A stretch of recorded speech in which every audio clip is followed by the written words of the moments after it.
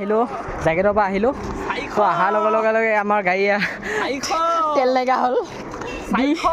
200 টকা ভৰাই জাগিৰত যাওঁ না 200 টকা ভৰাই জাগিৰত যাওঁ এতিয়া এই গৰমখনত আমি আহিলোঁ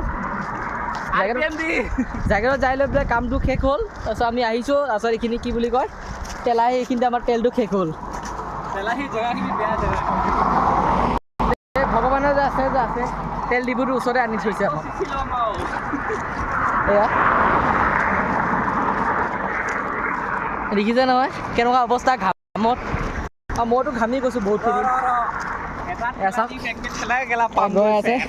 পেট্ৰল পাম্পত আমি তেল ভৰাব গৈ আছোঁ ফাইনেলি পেট্ৰল পাম্প আহি গ'লোঁ এয়া